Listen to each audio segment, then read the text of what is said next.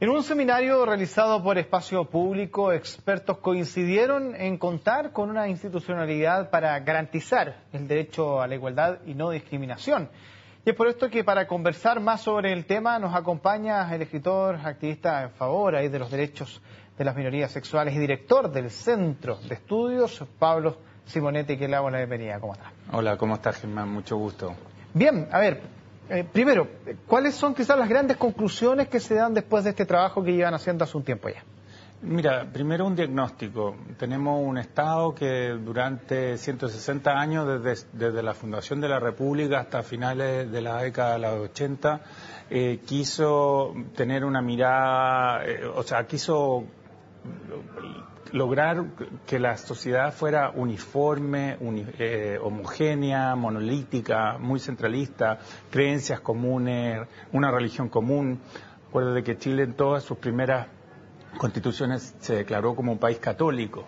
Y esa mirada dejó de lado la diversidad que existe dentro del país. La diversidad, estoy pensando en mujeres, en personas de religiones diferentes a la católica, en migrantes, en diversidad sexual, en pueblos indígenas, y que quizás sean como las diversidades principales que tenemos en nuestro país.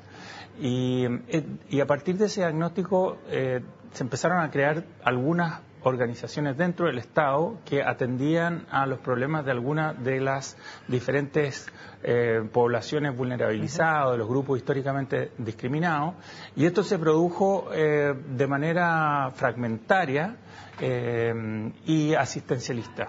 Principalmente, no todos los organismos que se crearon fueron así, quizás el CERNAME es una excepción, pero y ahí surge el diagnóstico de la necesidad de tener una institucionalidad dentro del Ejecutivo que trabaje y que realice políticas públicas a favor de la diversidad y la no discriminación.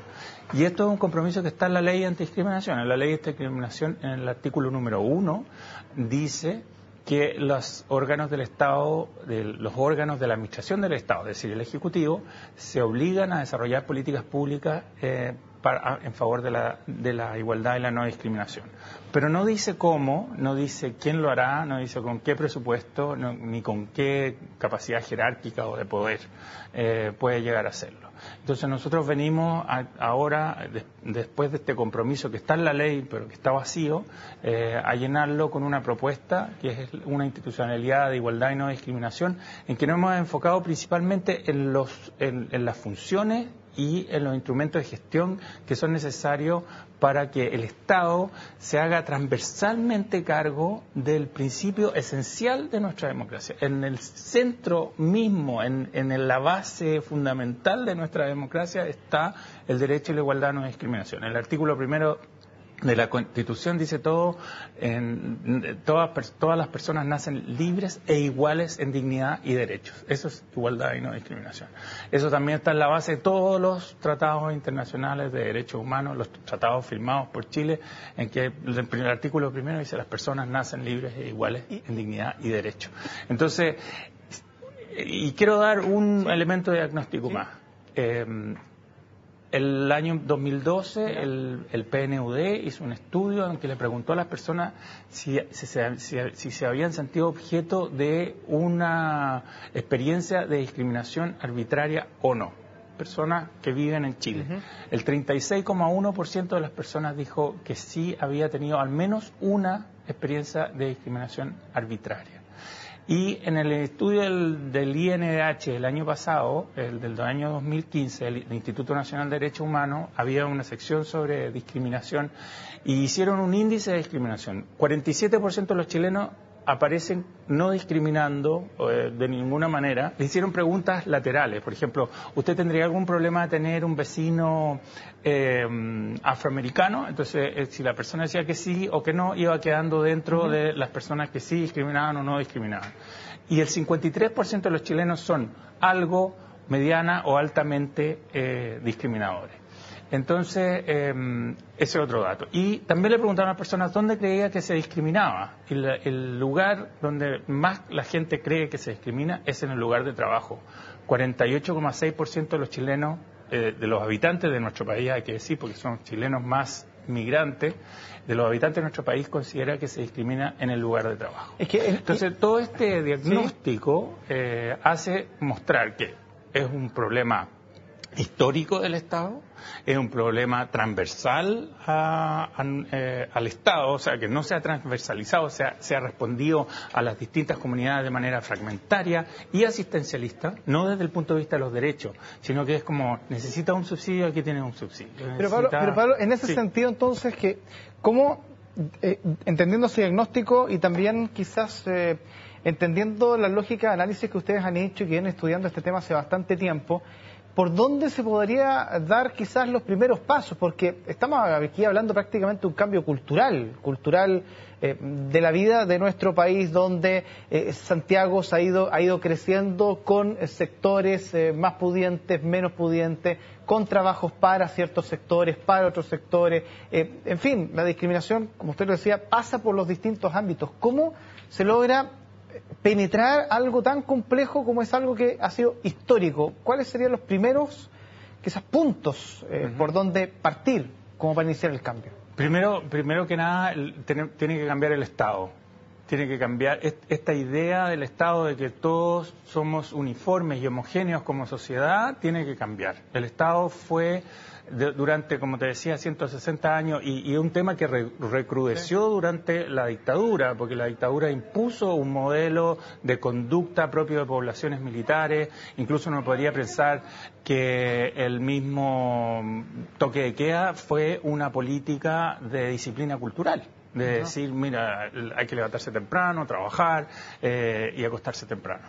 Esa manera, hay una imagen que es muy clara. A las pocas semanas, quizás a los pocos días del golpe de Estado, habían patrullas militares en las calles que les cortaban los pantalones a las mujeres por considerarlas demasiado masculinas, y a los hombres les cortaban el pelo porque lo consideraban una mezcla entre revoltoso y femenino. Ese modelo de pensamiento militar, de la estructura de familia del hombre que trabaja y que se sacrifica por la familia, por el país, y la mujer en su casa, doña Lucía Iriart con los semachiles, y así podemos seguir con muchos ejemplos, establecieron un modelo muy rígido de conducta y de vida supuestamente virtuosa y ejemplar.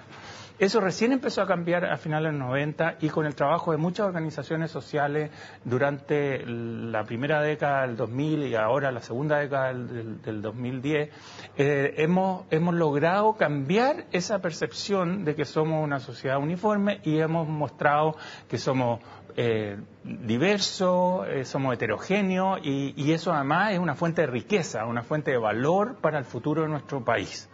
Entonces, el problema es que como el Estado nunca nos pensó así, le cuesta mucho enfrentar esta situación de diversidad. Entonces, lo que nosotros queremos es meter la legitimidad de la diversidad dentro del Estado con esta institución que se llamaría Chile Diverso, o una institución para garantizar la igualdad de la diversidad y la no discriminación. Pablo, perdón, ¿existirían los elementos en estos momentos en el aparato estatal como para pensar que una institucionalidad de este tipo eventualmente se pueda por lo menos pensar en que se comience a discutir como para que en un futuro próximo podamos tenerla o no? Sí, perfectamente. Mira, hay una oportunidad bastante única, que es la creación de la Subsecretaría de Derechos Humanos, que dependería del Ministerio de Justicia.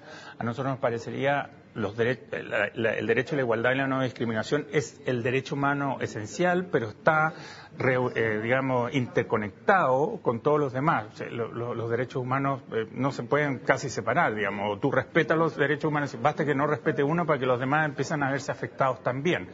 Ese lugar sería un lugar muy bueno para que fuera ahí dado, y lo bueno que tiene es que es una subsecretaría nueva, que no tiene una inercia institucional que vaya a maniatar la apertura hacia este mundo nuevo. Es decir, podemos partir casi de cero ahí en la Subsecretaría de Derechos Humanos, con una mirada integral de derechos humanos, y especialmente en el tema de igualdad y no discriminación. A mí me encantaría que se llamara Subsecretaría de Derechos Humanos y No Discriminación. Hay otros lugares en el Estado que también se preocupan de poblaciones vulnerabilizadas, como el Ministerio de Desarrollo Social, pero que tiene una orientación bastante socioeconómica. Aquí estamos necesitamos una orientación cultural y de derechos fundamentales. Entonces, por ejemplo, a ese ministerio le costaría tomar este tema. Otra posibilidad sería el CERNAM, que ahora se llama el Ministerio de la Mujer y la Equidad de Género, se podría llamar Ministerio de la Mujer y de la Igualdad.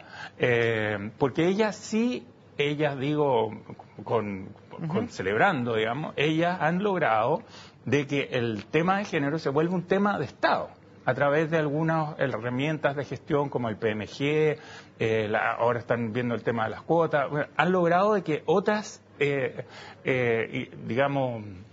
los otros sectores del Estado también hagan suyo el tema género. Entonces, lo que nosotros necesitamos es que todos los sectores de la administración del Estado, el Ejecutivo, los servicios públicos, todos ellos tengan en su concepción, en la relación que tienen con la ciudadanía, el enfoque de igualdad y no discriminación. Bueno, Pablo Simonetti, muchas gracias por estos minutos. Claramente esto marca un inicio de discusión bastante interesante, así que a ver si más adelante podemos seguir conversando sobre este tema. Muchas gracias. Quiero decirte una cosa más, Germán. Lo que nosotros hicimos, nos centramos en las funciones y en las herramientas de gestión. Entonces, definimos 8 funciones clave y 4 herramientas de gestión esenciales. Entonces, con eso nosotros sabemos el trabajo que hay que hacer. Ahora lo que queda es el diseño institucional y jerárquico, pero conocemos cómo gobernar como el gobierno institucional, las funciones y las herramientas de gestión que se necesitan para transversalizar a lo ancho del Estado y a lo largo del país la idea de la igualdad y la no discriminación. Ahí los políticos deben tomar nota o los futuros candidatos. Bueno, ojalá. Exactamente. Vamos a ver. Listo, que estés bien. Gracias. Chao. Chao. Dejamos esta conversación, nosotros nos vamos a una pausa y regresamos dentro de muy poco.